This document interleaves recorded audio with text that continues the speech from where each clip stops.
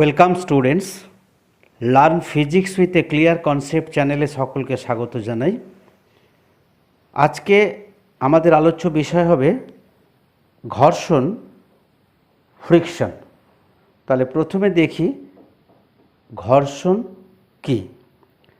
যখন কোনো বস্তু অপর কোনো বস্তুর সংস্পর্শে থেকে গতিশীল হয় বা গতিশীল হওয়ার চেষ্টা করে, তখন ওই স্পর্শতলে বস্তুটির গতির বিরুদ্ধে একটি বলের উদ্ভব হয়। উক্ত বলটিকে সংশ্লিষ্ট তল দুটির মধ্যে ঘর্ষণ বল বলে। আর এই ঘর্ষণ বল হলো একটি তড়িৎ চুম্বকীয় বল। তাহলে এই ঘর্ষণ বলটা আমরা প্রতিনিয়তই অনুভব করি। আমরা বাস্তব ক্ষেত্রে অনেক ঘর্ষণ বলের উদাহরণ দেখতে পাই। আমরা মেঝের উপর দিয়ে যদি কোনো একটা বস্তুকে টেনে নিয়ে যাওয়ার চেষ্টা করি, তাহলে সেটা সেই বস্তুটা কি করে, এই টেনে নিয়ে যাওয়ার অর্থাৎ গতির বিরুদ্ধে একটা বাধার সৃষ্টি করে, অর্থাৎ এখানেও একটা ঘর্ষণ বলের সৃষ্টি হয়। তাহলে সেই ঘর্ষণ যখন কোনো বস্তু অপর কোনো বস্তুর সংস্পর্শে থেকে গতিশীল হয়, আমি মনে করলাম মেঝের উপর দিয়ে কোনো একটা বস্তুকে আমি টেনে নিয়ে যাওয়ার চেষ্টা করছি, তখন কি হবে, তখনই স্পর্শতলে অর্থাৎ ওই যে বস্তুটা এবং মেঝের যে স্পর্শতল, সেই স্পর্শতলে বস্তুটির গতির বিরুদ্ধে একটি বলের উদ্ভব হয়। উক্ত বলটিকে সংশ্লিষ্ট তল দুটির মধ্যে ঘর্ষণ বল বলে।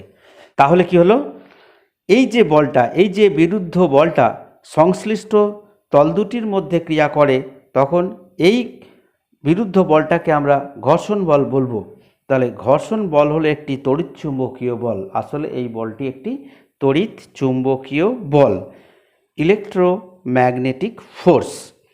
এই ঘর্ষণ বলকে বলতে পারি, ঘর্ষণ বল হলো একটি স্বনিয়ন্ত্রিত বল। স্বনিয়ন্ত্রিত বল কীরকম, যদি আমি একটা বস্তু, যেটা কোনো একটা বস্তুর উপর রাখা আছে, সেই বস্তুটাকে যদি আমি প্রথমে খুব অল্প বল প্রয়োগ করি, তাহলে সে সেই অল্প পরিমাণ বিরুদ্ধ বল প্রয়োগ করবে।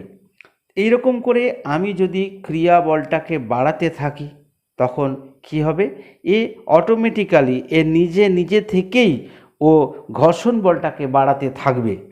তাহলে একটা বস্তুকে যদি আমি একটা তলের উপর রেখে তার উপর যদি বল প্রয়োগ করতে থাকি, বলের পরিমাণ যদি ধীরে ধীরে বাড়াতে থাকি, তাহলে ওই বস্তু দুটির মধ্যে যে স্পর্শতল আছে, সেই স্পর্শতলে ঘর্ষণ বলের মানটাও ধীরে ধীরে বৃদ্ধি পেতে থাকবে। তবে এটা একটা নির্দিষ্ট সীমা পর্যন্ত বৃদ্ধি পাবে। যখন ঘর্ষণ বলটা একটা সর্বোচ্চ সীমায় পৌঁছে যাবে, তারপরে কিন্তু আমি যদি বল প্রয়োগ করি, তখন বস্তুটি চলার উপক্রম করবে। তাহলে যেহেতু আমরা প্রথম দিকে যখন বল প্রয়োগ করে বস্তুটাকে আমরা টেনে নিয়ে যেতে চাইছি, বস্তুটাকে গতির সৃষ্টি করতে চাইছি, তখন কি হয়, ওই দুটো বস্তুর যে সংস্পর্শ তল, সেই সংস্পর্শ তলের মধ্যে যে ঘর্ষণ বলের উৎপত্তি হবে, সেই ঘর্ষণ বলটাও ধীরে ধীরে বাড়তে থাকবে। আমরা যেমন যেমন করে বাইরের টান বলটা প্রয়োগ করব, ঠিক তেমন করেই ওই ঘর্ষণ বলটা বাড়তে থাকবে। তাহলে আমরা বল বাড়াতে থাকছি, ওর ভিতরে ঘর্ষণ বল বাড়তে থাকতে। তাহলে এই যে আমরা বল বাড়াচ্ছি, ভিতরে ঘর্ষণ বল বেড়ে যাচ্ছে, তাহলে আমি বলবো এই ঘর্ষণ বলটা একটা স্বনিয়ন্ত্রক বল, এটা নিজে নিজে বাড়তে থাকছে। Friction is a self adjusting force. এরপরে আমরা দেখি এই যে ঘর্ষণ, এই ঘর্ষণ বলটাতে আমরা কটা ভাগে ভাগ করেছি দেখা যাক। এই ঘর্ষণ বল দুটো কঠিন তলের মধ্যে ঘর্ষণ হতে পারে। তাহলে আমি যদি একটা বইকে টেবিলের উপর রেখে তাকে যদি টানি, তাহলে এখানে দুটি কঠিন বস্তু হলো। তাহলে এই দুটো কঠিন বস্তুর মধ্যে যে ঘর্ষণ, এরকম একটা ঘর্ষণ হতে পারে, দুটো কঠিন বস্তুর মধ্যে ঘর্ষণ। আবার কঠিন ও প্রবাহীর মধ্যে ঘর্ষণ হতে পারে, একটা কঠিন বস্তু আর একটা প্রবাহী, সেটা তরল হতে পারে, গ্যাস হতে পারে। তাহলে একটা কঠিন ও একটা প্রবাহীর মধ্যে ঘর্ষণ হতে পারে। এই ঘর্ষণটাকে আমরা আবার প্রবাহী ঘর্ষণ বলি। তাহলে কি হলো, ঘর্ষণ বলকে দুটো ভাগে ভাগ করা আছে, দুটি কঠিন তলের মধ্যে ঘর্ষণ, কঠিন ও প্রবাহীর মধ্যে ঘর্ষণ, একটা কঠিন আর একটা প্রবাহী, তার মধ্যেও ঘর্ষণ হতে পারে, যে ঘর্ষণটাকে আমরা প্রবাহী ঘর্ষণ বলবো। আমাদের এখন আলোচ্য বিষয় হবে দুটি কঠিন তলের মধ্যে ঘর্ষণ, এইটাকে আমরা আলোচনা করব। এই দুটো কঠিন তলের মধ্যে ঘর্ষণ, এটাকে দুটোভাবে ভাগ করেছি। একটা হচ্ছে স্থিত ঘর্ষণ, একটা হচ্ছে স্ট্যাটিক ফ্রিকশন, একটা হচ্ছে চল ঘর্ষণ, এটা হচ্ছে কাইনেটিক ফ্রিকশন। তাহলে দুটি কঠিন তলের মধ্যে ঘর্ষণকে দুটো ভাগে ভাগ করেছি, একটা স্থিত ঘর্ষণ স্ট্যাটিক ফ্রিকশন, অপরটি চল ঘর্ষণ বা কাইনেটিক ফ্রিকশন। তাহলে এই চল ঘর্ষণকে আবার আমরা কি করেছি, দুটো ভাগে ভাগ করেছি। চল ঘর্ষণের একটা ভাগ করেছি বিসর্প ঘর্ষণ, স্লাইডিং ফ্রিকশন, আর আরেকটা ভাগ করেছি, এটা হলো আবর্ত ঘর্ষণ বা রোলিং ফ্রিকশন। আর একবার বলে নিই, ঘর্ষণ বলকে আমরা দুটো ভাগে ভাগ করেছি, সেটা দুটো কঠিন তলের মধ্যে ঘর্ষণ হতে পারে, একটা কঠিন ও একটা প্রবাহীর মধ্যে ঘর্ষণ হতে পারে। যেখানে কঠিন এবং প্রবাহীর মধ্যে ঘর্ষণ হয়, সেই ঘর্ষণকে আমরা প্রবাহী ঘর্ষণ বলবো।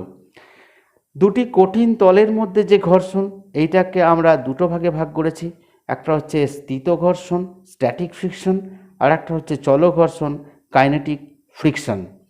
আবার এই চল ঘর্ষণটাকে আমরা দুটো ভাগে ভাগ করেছি, একটা হচ্ছে বিসর্প ঘর্ষণ আর আরেকটা হচ্ছে আবর্ত ঘর্ষণ।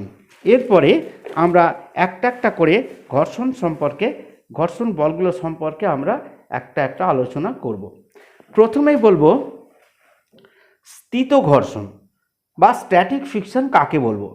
যখন দুটি বস্তু পরস্পরের সংস্পর্শে থেকে গতিশীল হওয়ার চেষ্টা করে, তাহলে আমরা দেখছি দুটো কঠিন বস্তু পরস্পরের উপর রাখা আছে, একটার উপর আরেকটাকে রাখা আছে, এবং এরা এই অবস্থায় যদি গতিশীল হওয়ার চেষ্টা করে, তাহলে কি হবে, তাদের মধ্যে কোনো রকম যদি আপেক্ষিক গতি সঞ্চার না হয়, এরা গতিশীল হওয়ার চেষ্টা করছে বটে, একটা বস্তু অপর একটা বস্তুর উপর অবস্থান করে গতিশীল হওয়ার চেষ্টা করছে বটে, কিন্তু যদি গতিশীল না হতে পারে, অর্থাৎ এদের দুজনের মধ্যে আপেক্ষিক গতি না থাকে, তখন এই দুটো বস্তুর মধ্যে যে স্পর্শতল বরাবর যে বল ক্রিয়া করবে তাকে বলবো স্থিত ঘর্ষণ। অর্থাৎ দুটি কঠিন বস্তু যদি একটা অপরের উপর অবস্থান করে সেটা যদি গতিশীল হওয়ার চেষ্টা করে এবং যদি গতিশীল হতে না পারে, এবং অর্থাৎ এদের মধ্যে যদি কোনো আপেক্ষিক গতির সৃষ্টি না হয়, তাহলে ওই দুটো বস্তুর স্পর্শতলে যে ঘর্ষণ বল প্রযুক্ত হবে তাকে বলবো স্থিত ঘর্ষণ। এরপরে আসবে চল ঘর্ষণ বা কাইনেটিক ফ্রিকশন। চল ঘর্ষণ কাকে বলবো, পরস্পরের সংস্পর্শে থাকা দুটি বস্তুর মধ্যে যদি আপেক্ষিক গতি থাকে, এখানে কি হচ্ছে, একটা বস্তু আর একটা বস্তুর উপর দিয়ে গতিশীল হয়ে গেছে, অলরেডি গতিশীল আছে, তাহলে এই দুটো বস্তুর স্পর্শতলের মধ্যে যে ঘর্ষণ বল ক্রিয়া করবে তাকে বলবো চল ঘর্ষণ। তারপরে আসছে এই চল ঘর্ষণ, অর্থাৎ যখন একটা বস্তু অন্য বস্তুর সংস্পর্শে থেকে গতিশীল অবস্থায় আছে, সেই চল ঘর্ষণটাকে আমরা দুটো ভাগে ভাগ করব। তাহলে গতিশীল দুরকমভাবে হতে পারে, একটা বস্তুর উপর দিয়ে আর একটা বস্তু দুরকমভাবে গতিশীল হতে পারে। প্রথমটা হবে বিসর্প ঘর্ষণ, অর্থাৎ সেই বস্তুটা এর ওপর পিছলে যেতে পারে, একটা বস্তুর উপর দিয়ে অন্য বস্তুটা পিছলে যেতে পারে।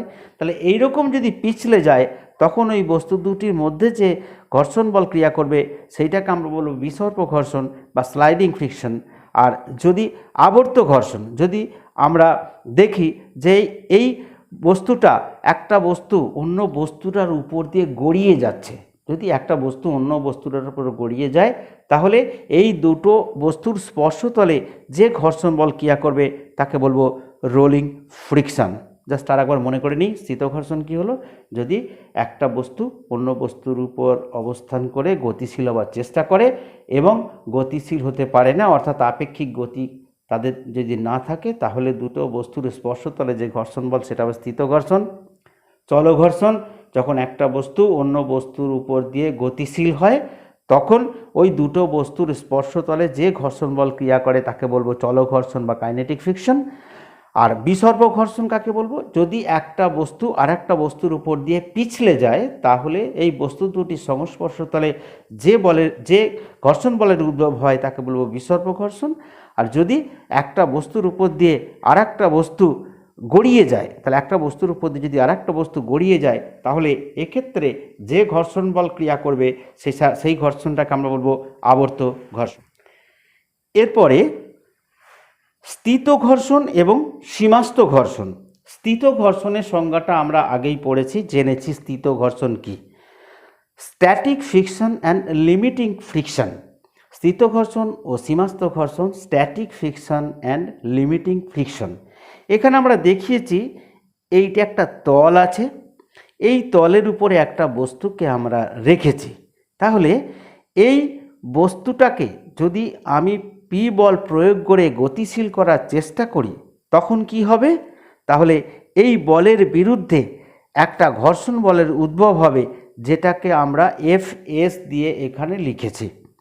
তাহলে বল যদি প্রয়োগ করে কোনো বস্তুকে গতিশীল করার চেষ্টা করি তাহলে সেই বলের বিরুদ্ধে একটা ঘর্ষণ বল সৃষ্টি হবে।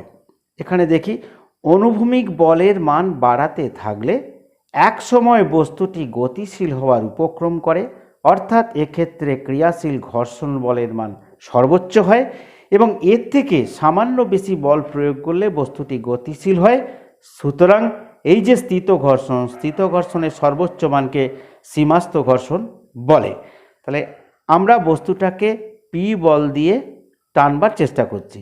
প্রথমে এই বলটা কি করব? অল্প পরিমাণে বল প্রয়োগ করব।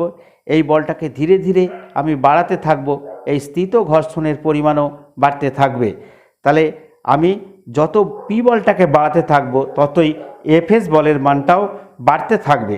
অর্থাৎ এখানে আমরা আগেই বলেছিলাম এই যে ঘর্ষণ বলটা এটা ছিল একটা স্বনিয়ন্ত্রিত বল, অর্থাৎ অটোমেটিক্যালি নিজেই এই বলটা বৃদ্ধির সাথে সাথে এই বলটা বাড়তে থাকবে। তবে এর একটা নির্দিষ্ট সীমা আছে, একটা ম্যাক্সিমাম সীমা সর্বোচ্চ সীমা, অর্থাৎ যে পজিশানে এলে এখানে যে বল প্রয়োগ করলে বস্তুটি প্রায় গতিশীল হওয়ার চেষ্টা করবে। অর্থাৎ এই ক্ষেত্রে আর স্থিত ঘর্ষণ বস্তুটিকে আর স্থির অবস্থায় রাখতে পারছে না। তাহলে এই ক্ষেত্রে যে ঘর্ষণ বল ক্রিয়া হবে সেইটা হবে স্থিত ঘর্ষণের সীমাস্থ মান বা স্থিত ঘর্ষণের সর্বোচ্চ মান। তাহলে স্থিত ঘর্ষণের মান যখন সর্বোচ্চ অবস্থানে পৌঁছে যাবে, অর্থাৎ বস্তুটি যখন অলরেডি গতিশীল হওয়ার চেষ্টা করছে, সেই অবস্থায় বলের পরিমাণ যদি আমি সামান্য পরিমাণ বাড়িয়ে দিই তাহলেই কী হবে? বস্তুটি গতিশীল হবে। তাহলে এই অবস্থায় ঘর্ষণের যে সর্বোচ্চ মান ছিল তাকেই বলবো সীমাস্থ ঘর্ষণ। তাহলে আর একটুখানি বলে নিই। তাহলে স্থিত ঘর্ষণ আগেই পড়েছিলাম, একটা বস্তু যখন অন্য একটা বস্তুর উপর অবস্থান করে যখন সে গতিশীল হবার চেষ্টা করে এবং যখন গতিশীল হতে পারে না তখন এই দুটো বস্তুর সংস্পর্শতলে যে বল ক্রিয়া করে যে ঘর্ষণ বল ক্রিয়া করে তাকে বলেছিলাম স্থিত ঘর্ষণ। এবারে এই বলের মানটা, এই বস্তুটাকে গতিশীল করার জন্য যে বলটা আমি প্রয়োগ করেছি সেই বলের মানটা যদি ধীরে ধীরে বাড়াতে থাকি, এই যে স্থিত ঘর্ষণ, এই স্থিত ঘর্ষণের মানটাও ধীরে ধীরে বাড়তে থাকবে। এরকম করে এই বলটা বাড়াতে এই স্থিত ঘর্ষণের মান অর্থাৎ এফএস স্ট্যাটিক ফ্রিকশনের মান, স্থিত ঘর্ষণের মান একটা সর্বোচ্চ সীমায় পৌঁছে যাবে। অর্থাৎ এরপরে যদি আমি পি বলের মান সামান্য পরিমাণেও বাড়াই তখন আর এই স্থিত ঘর্ষণ বস্তুটাকে তলের উপর স্থির রাখতে পারবে না। একটু বলটা বেশি হলেই বস্তুটা তখন ধীরে ধীরে এই তলের উপর দিয়ে চলতে শুরু করবে। অনুভূমিক বলের মান বাড়াতে থাকলে একসময় বস্তুটি গতিশীল হওয়ার উপক্রম করে, অর্থাৎ এক্ষেত্রে ক্রিয়াশীল ঘর্ষণ বলের মান সর্বোচ্চ হয় এবং এর থেকে সামান্য বেশি বল প্রয়োগ করলে বস্তুটি গতিশীল হয়। সুতরাং এই যে স্থিত ঘর্ষণের সর্বোচ্চ মান, এই সর্বোচ্চ মানকে আমরা বলবো সীমাস্থ ঘর্ষণ। বিসর্প ঘর্ষণের ধারণা আগে একটু মনে করে নিই, বিসর্প ঘর্ষণ ছিলটা কি? বিসর্প ঘর্ষণ ছিল, আমরা বলেছি এই যে চল ঘর্ষণ পড়েছিলাম, চল ঘর্ষণের একটা ভাগ ছিল যেটা ছিল বিসর্প ঘর্ষণ। চল ঘর্ষণের একটা ভাগ হচ্ছে বিসর্প ঘর্ষণ। বিসর্প ঘর্ষণ কাকে বলেছিলাম? যখন একটা বস্তু অন্য বস্তুর উপর দিয়ে পিছলে যায় তখন এই বস্তু দুটি সংস্পর্শতলে যে যে ঘর্ষণ বলের সৃষ্টি হয় তাকে আমরা বলেছিলাম বিসর্প ঘর্ষণ, কনসেপশন অফ স্লাইডিং ফ্রিকশন। তাহলে স্লাইডিং ফ্রিকশনের আমি একটুখানি জাস্ট ধারণা করি। স্লাইডিং ফ্রিকশনটা কি না, যখন একটা বস্তু অন্য একটা বস্তুর উপর দিয়ে পিছলে যায় তখন দুটো বস্তুর সংস্পর্শ তলে যে ঘর্ষণ বল প্রযুক্ত হয় সেটা হলো বিসর্প ঘর্ষণ। সেটা ও থেকে যেটা লম্বভাবে আমরা ঘর্ষণ বলকে দেখিয়েছি এবং ও থেকে অনুভূমিকভাবে আমরা যে বলটা বাইরে প্রয়োগ করছি বস্তুটাকে গতিশীল করার জন্যে, যে বলটাকে বাইরে প্রয়োগ করছি সেটাকে আমরা এখানে রেখেছি। তাহলে কি হলো, আমরা দুটো অক্ষ এঁকেছি। এটা যদি ওয়াই অক্ষ বলি, এটা যদি এক্স অক্ষ বলি, এক্স অক্ষ বরাবর প্রযুক্ত বল পিকে প্রকাশ করেছি এবং ওয়াই অক্ষ বরাবর ঘর্ষণ বল এফকে প্রকাশ করেছি। তাহলে আমি যখন এখানে প্রযুক্ত বল 0 ছিল তখন ঘর্ষণ বলও কি ছিল, 0 ছিল। অর্থাৎ যখন আমি কোনো বলই প্রয়োগ করিনি তখন ওই তলের মধ্যে, ওই সংস্পর্শ তলের মধ্যে ঘর্ষণ বল ছিল 0। এবার আমি যখনই একটু বলের মানটা বাড়ালাম সঙ্গে সঙ্গে একটু ঘর্ষণ বলের মান বাড়লো, আবার একটু প্রযুক্ত বল বাড়ালাম, ঘর্ষণ বলের মান বাড়লো, আবার বল বাড়ালাম, ঘর্ষণ বলের মান বাড়লো। তাহলে দেখলে পেলাম কি না, এই যে প্রযুক্ত বলটা যত আস্তে আস্তে করে বাড়তে থাকবে তত ঘর্ষণ বলের মানটা বাড়তে থাকবে।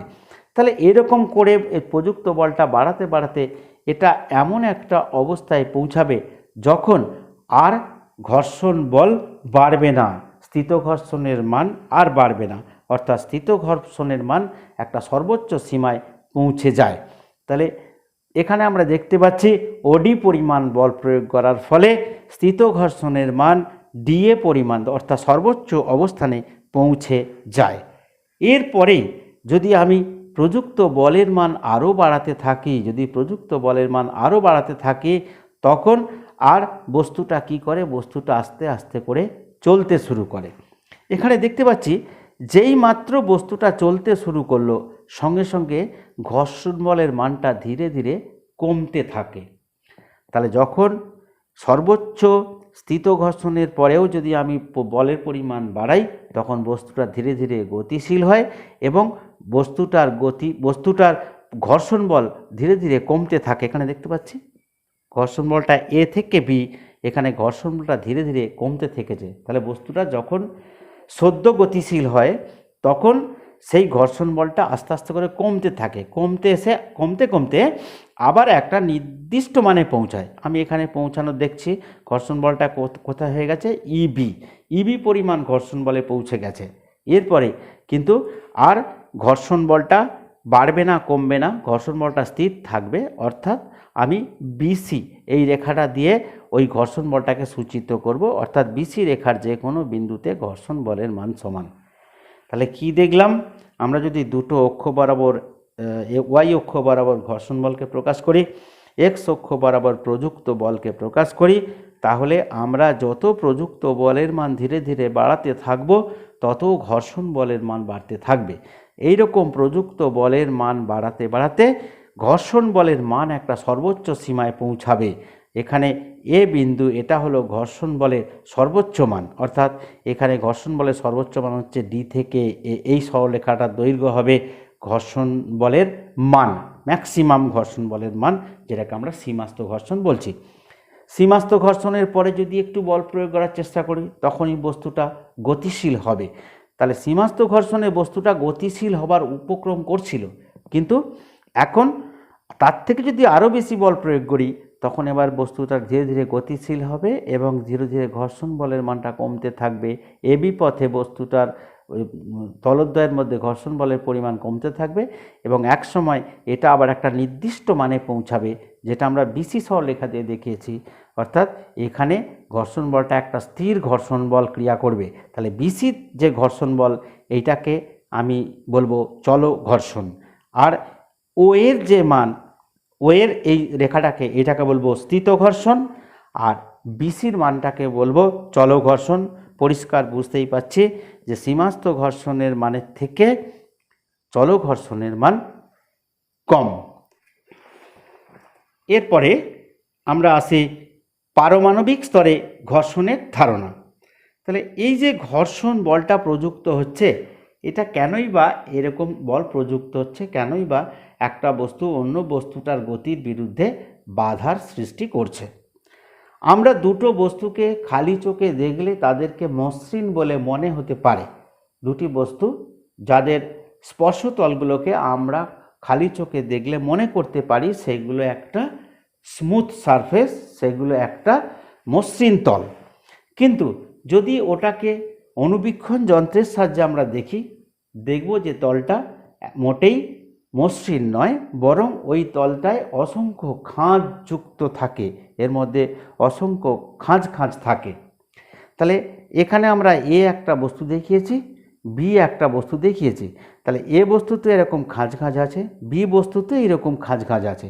যখন বি বস্তুর উপরে আমি এ বস্তুটাকে স্থাপন করেছি, এ বস্তুটাকে আমি চাপিয়েছি, এবং তখন কি হয়েছে আমরা দেখতে পাচ্ছি এই এ বস্তুর কিছু খাঁজের সঙ্গে বি বস্তুর কিছু খাঁজ মিলিত হয়েছে, অর্থাৎ কিছু স্পর্শ বিন্দু পেয়েছি, যেই স্পর্শ বিন্দুতে আমরা ওই দেখতে পাচ্ছি এ এবং বি কিছু বিন্দুতে স্পর্শ করেছে। তাহলে এই যে স্পর্শবিন্দুর ক্ষেত্রফল, এই স্পর্শবিন্দুর ক্ষেত্রফল এ অথবা বি এর যে স্পর্শতলের ক্ষেত্রফলের থেকে কম। তাহলে প্রকৃত সংস্পর্শ তলের ক্ষেত্রফল এটা, যেটা আমাদের তলটা আমরা নিয়েছি সেই তলের থেকে কম। তাহলে কি হয় আমরা দেখেছি এইগুলো এক একটা বিন্দু, যে বিন্দুতে এই দুটো আমরা অণু ধরি, এই বস্তুটার একটা অণু, এই বস্তুটার একটা অণু বা কতগুলো অণু এই জায়গাতে কম্প্যাক্ট অবস্থায় আছে। যখন এরকম অবস্থায় থাকে তখন এরা কি করে, এইগুলো খুব কাছাকাছি চলে আসে। এই অণু এবং এই অণু এত কাছে অবস্থান করার জন্যে এদের মধ্যে একটা আণবিক আকর্ষণ শুরু হয়। তাহলে যেহেতু এই বস্তুটার অণু এই বস্তুটার অণু এখানে খুব ঘন সন্নিবিষ্ট অবস্থায় অবস্থান করছে, তাই এদের মধ্যে একটা আণবিক আণবিক শক্তি একটা ক্রিয়া করে। এবারে আমরা যখন অর্থাৎ এইগুলো আমরা বলতে পারি যেন এরা একটা ঠান্ডা ঝালাইয়ের মতো এই দুটো জায়গাগুলো কাজ করে, যেগুলো স্পর্শ বিন্দুগুলো একটা তলের সঙ্গে অন্য তলের স্পর্শ বিন্দুগুলি একটি ঠান্ডা ঝালাইয়ের মতো কাজ করে। এবার আমরা যখন এই বি বস্তুটার উপর দিয়ে এ বস্তুটাকে আমরা যখন গতিশীল করবার চেষ্টা করব, তখন কি হবে, এই বিন্দুগুলো যে স্পর্শ বিন্দুগুলো যেখানে অলরেডি আমাদের ঠান্ডা ঝালাই হয়ে আছে, সেইগুলো এর গতিকে বাধা দেবার চেষ্টা করে। এরপরেও যদি আমি প্রয়োজনীয় বল প্রয়োগ করি, আমি বলের পরিমাণ যদি বাড়াতে থাকি, এক সময় দেখব এই যে ঠান্ডা ঝালাইগুলো আছে, এই ঠান্ডা ঝালাইগুলো কি হবে, এই ঠান্ডা ঝালাইগুলো ভাঙতে থাকে, এই ঠান্ডা ঝালাইগুলো ভাঙতে থাকে এবং কি হয়, এখানে তাপ উৎপন্ন হয়, আবার নতুন করে সংস্পর্শ বিন্দু তৈরি হয়। তাহলে এই জন্যেই এই যে পরস্পর অণু বা পরমাণু খুব কাছাকাছি অবস্থান করে এদের মধ্যে আণবিক যে বন্ধন তৈরি হয়ে যাচ্ছে, এরা যে আণবিক বন্ধনগুলো তৈরি হয়, এই যখন গতিশীল হওয়ার সময় এই আণবিক বন্ধনগুলোকে ভাঙতে হয়, সেই আণবিক বন্ধনগুলোকে ভাঙার জন্যেই আমাদেরকে বলটা প্রয়োগ করতে হয়। অর্থাৎ এই আণবিক বন্ধনগুলোর জন্যেই একটা তলের সঙ্গে অন্য তলে ঘর্ষণ বল প্রযুক্ত হয়। তাহলে আমরা এমন কোনো তল পাবো না যেখানে এই রকম কোনো ঘর্ষণ বল নেই। তবে আমরা বিভিন্ন জায়গাতে বিভিন্ন রকম আমরা টেকনিক প্রয়োগ করে যে তলকে আমরা তৈরি করতে পেরেছি, সেইগুলোর ঘর্ষণ বল শূন্য না হলেও তাদের ক্ষেত্রে ঘর্ষণ বলের পরিমাণ অনেকটাই কম। সেইগুলো আমরা পরবর্তী অধ্যায়ে আলোচনা করব। আজকে এই পর্যন্তই। আমার ক্লাসটা শোনার জন্য সকলকে ধন্যবাদ জানাবো। পরবর্তী আলোচনায় আমি ঘর্ষণের আরও অনেকগুলো তথ্য আলোচনা করব। যারা আমার চ্যানেলটাকে এখনও সাবস্ক্রাইব করোনি তাদেরকে বলবো এই চ্যানেলটা সাবস্ক্রাইব করতে, যাতে করে আমার যে কোনো আপডেটস তোমাদের কাছে পৌঁছে যায়। এখন থামছি। Thank you to all.